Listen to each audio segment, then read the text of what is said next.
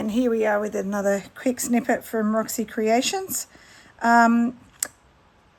Today what I'm going to work on is, so this is the page I did the other day, and I originally had this fabric on the back, which is really pretty, but I felt like I was going to do maybe some thread painting on that, but I felt like once I folded it over, you lost a lot of the flower. It kind of went over the seam. So I have changed the fabric that I'm using, and I'm going to use a piece of my sister's fabric. So I say my sister's fabric because my sister and her husband design these beautiful fabrics, and they print them in both linen and cotton. So I've only used a little bit of Rachel's fabric so far, so I want to use a bit of it. So this one, when you fold it, you will get a really pretty image on both sides. So today's video is going to be focused on little clusters. I call them clusters. So little embellishments. So I'm not doing a stitch with this one specifically. I will be stitching this down.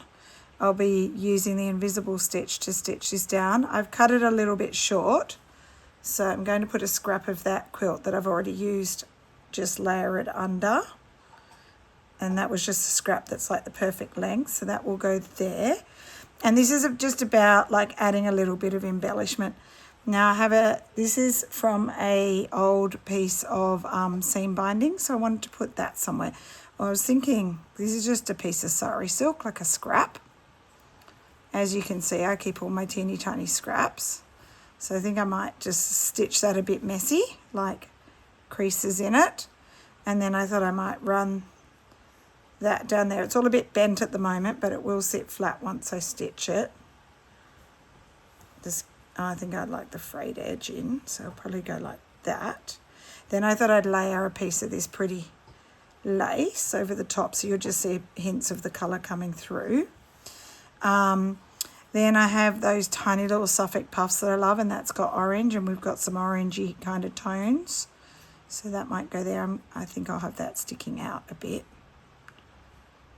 You'll see when I stitch it. And then I want to do a little cluster up here, so I got another piece of ripped up quilt just out of my little scrap bowl. I'm just pulling pieces out.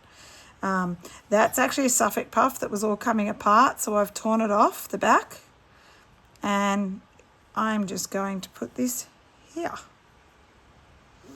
An old piece of fabric tape measure, which I've used before and I am starting to run out of, but I thought I'd like to run that down the side. Just a little scrap of lace, for example, could go there. And then I thought I'd put a French laundry label, and I got pretty number 2s. So I thought I'd put number 2. Number two is actually my favourite number. It used to be my position in rugby when I played rugby, so that's my favourite number. The other thing I thought about putting, I have some of these cute little labels here, but I felt like, possibly, I might decide that later. But so little clusters, I guess tips for doing them. I start off with some fabric underneath. I'm just seeing if I've got any near me. If I had some scraps of cheesecloth, you can even lie the cheesecloth under, or bits of tulle. Thought I had a bit of tulle. Let me just have a look in the scrap bowl.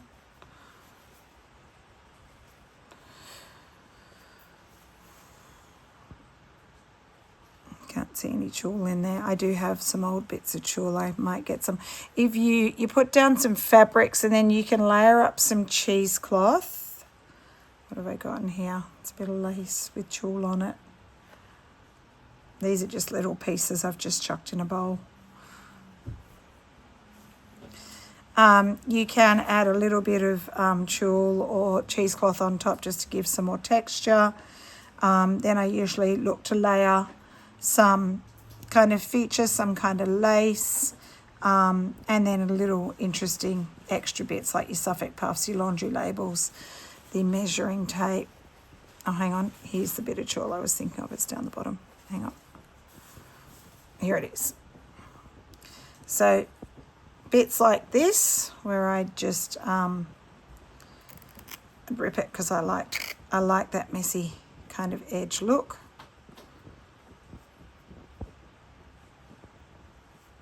Some of your strands might be a bit long and you pull them off. I don't want to have a straight edge, so I'm just ripping a few bits. And I might even layer that. I might trim it, could even fold it over and stitch it down. It just makes it interesting. Here, do I want to run? Let me have a look. Maybe a little scrap there somewhere.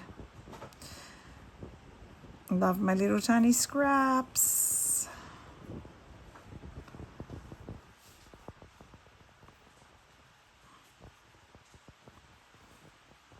Not the right colour. No. Nothing I want to use in there at the moment. What about in my big scrap bowl? These are bigger scrap pieces, or some nice pieces too. Nice, that's Liberty, nice Liberty. Alfie, making noise. Ooh, what would that look like? A little piece of...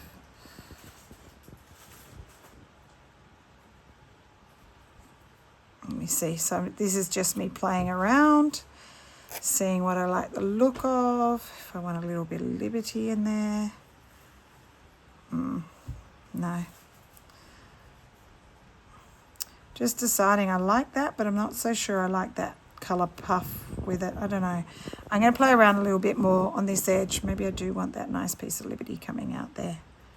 Yeah, that's nice. I like that a bit better. Okay, so I'm going to stitch these down. Let's remove the back piece, and then when I'm done I'm going to show you how to attach to this page. I'm not going to do any stitches on these because these are already quite decorative.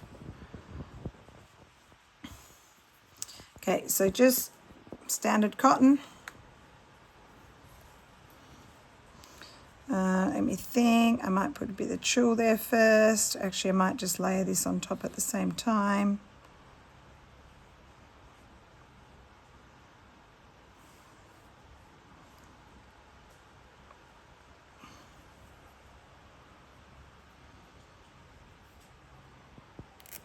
Oh, I'm really ripping this up now. Almost ripped that to shreds. And look what I've ended up with. That's not enough. Let's get another piece. I ripped it too much.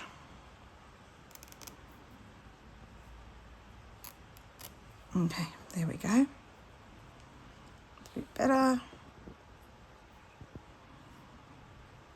Add a little piece on top. I feel like I can probably hold these in place. I don't need to pin them because they're only little. And I'll just, oh, hi Alfie, he's under me. Just do little invisible stitches. You could cantha stitch on this as well if you want your stitches showing up more. It's going to have layers on top, so I don't feel like it needs to be too visible with the stitches.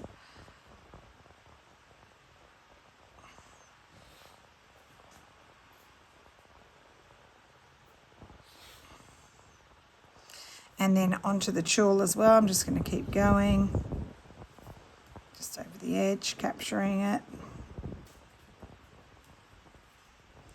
How pretty is the fabric, by the way? I love this fabric. I've cut this one out of my favourite one that I've got of yours so far, Rach, the pink. It's got a lot of pink in it. I'm looking forward to seeing some new fabric she's got coming out. Can't wait till you send me some, Rach. Hint, hint. Mum's waiting as well. Anyway, she showed us some new ones the other day and they're really pretty, so we're just waiting for them. Okay.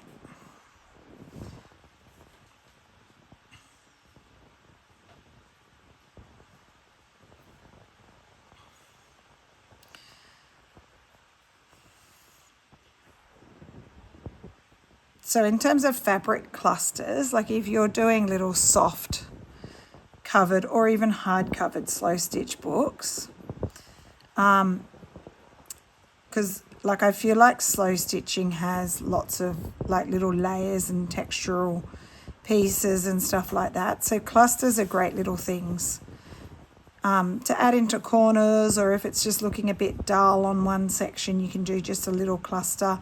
That's why I love all the little bits, because they come in really handy for these little features. And you can do bigger clusters too. I'm just doing little ones because I've got little pages. I have done bigger clusters in some of our other projects.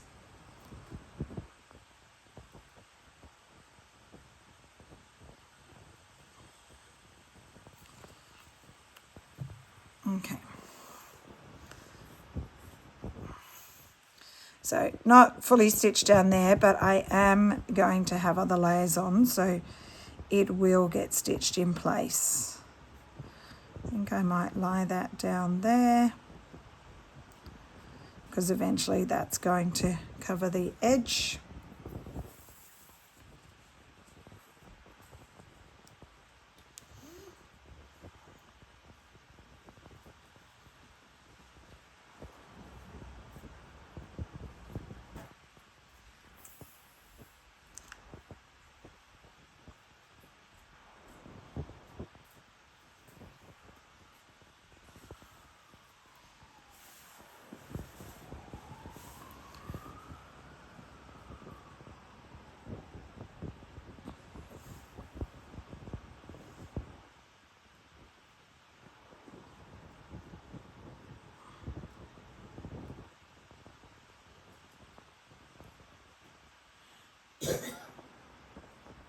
That was Juju.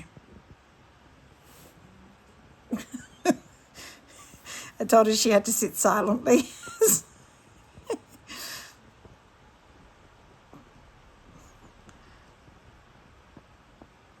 For those that don't know, Juju's my mum. She's staying over for a few days.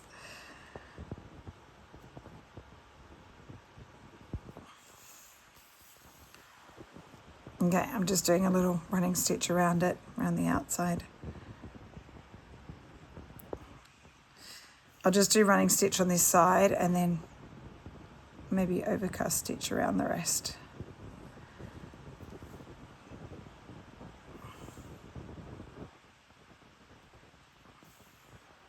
I could have actually done that in a different colour to feature it a little bit, but too late now. It's in the plain cotton.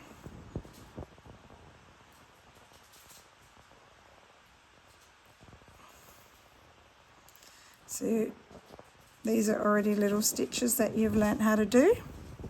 Everything that I'm doing is completely achievable. Very simple.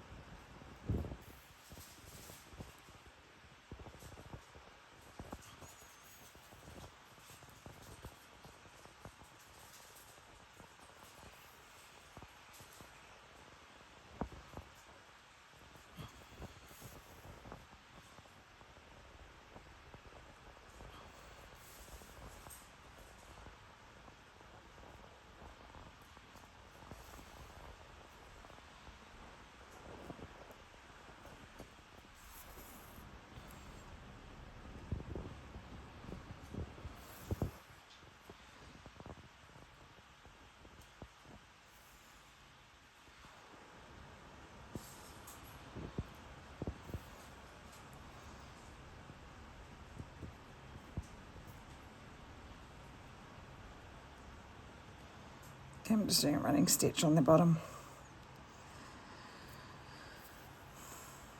Okay. It's linen thread, fabric this, so you will get a bit of fraying. Okay, that little bit's done. Okay, and now I'll get the little puff on, and then the lace, and then the label will be the last thing.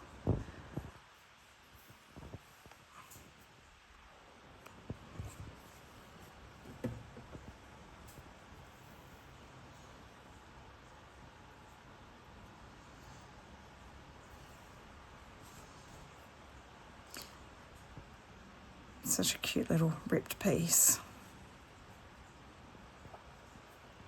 Like, why throw that out when you can add it to something? I'm going to even have it coming off the edge a bit, so have lovely textural bits sticking out. Oh, and I don't think I've shown you the cover. I've basically finished the cover. I'll explain what I did. I can't really show you how to do it because I've done it, but it's pretty much the same techniques as what I've already been showing you. Oh, that little bit sticking out so we can see it. All right, so let's just get this first little cluster done. And then I'll do the other one off camera because it's the same kind of technique. Just adding the layers, thinking about what goes on the bottom first. And if you want your stitching to be a real feature in a different colour thread or cantha so you can see it better, or do you want it to be less noticeable, then do the invisible stitching. And then I'll show you the cover.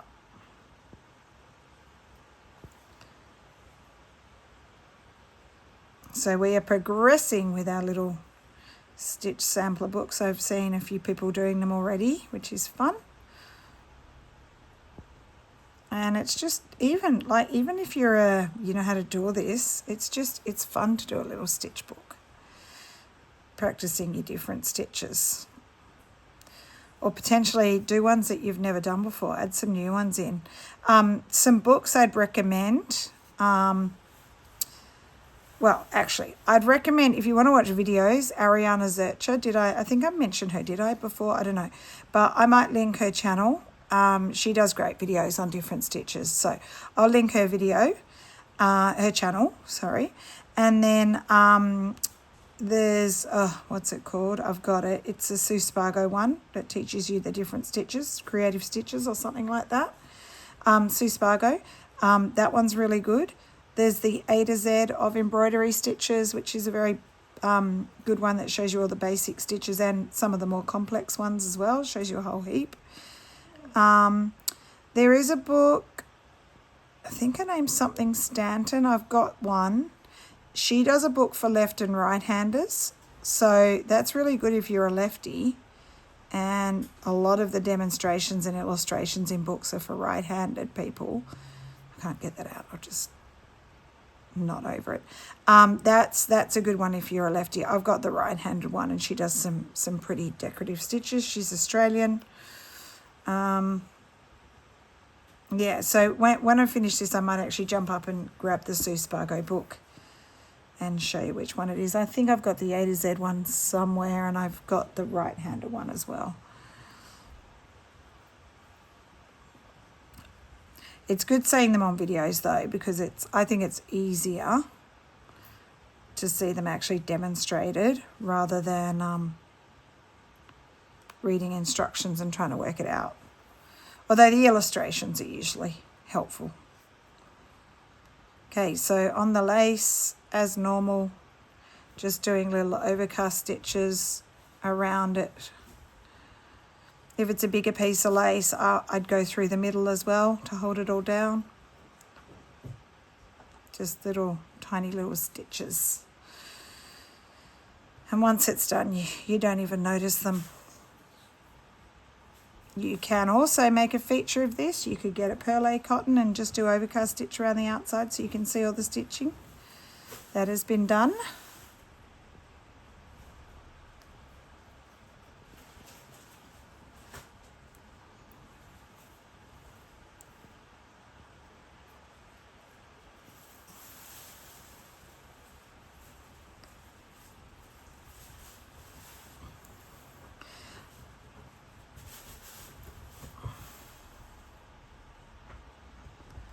So maybe if you're doing your little stitch book, have a page where you've got some pretty fabric. You could thread paint things like that, but I don't want to lose the look of the fabric. So I'm going to leave it as it is. And have a go at creating a little cluster. Down the side, in the corner, whatever you like.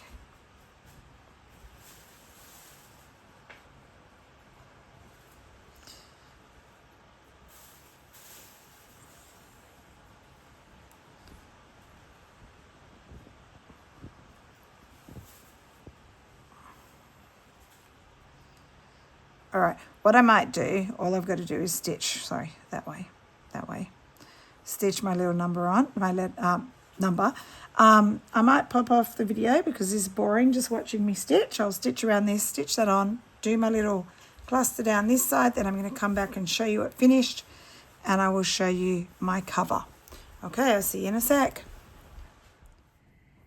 Here is my little page all stitched with the little clusters. So I'll just one little cluster there, everything's stitched down, and then one little cluster on this side. So just to show you where it's going to go, this is my little stitch sample book. I'll show you the proper cover in a sec. This page here is going to be put on the back. I'll show you how to stitch your pages together. So what I'm doing with my book is I'm preparing all my pages, and then they will end up getting added into my book. So just to show you my cover. So I've done a little cluster here with some fabric behind and here, and the lace, and a tiny little Suffolk puff. And then I added some fabric here, bit of lace, and 2 Suffolk puffs. I folded over a piece of fabric there and just invisible stitched it down, or running stitch.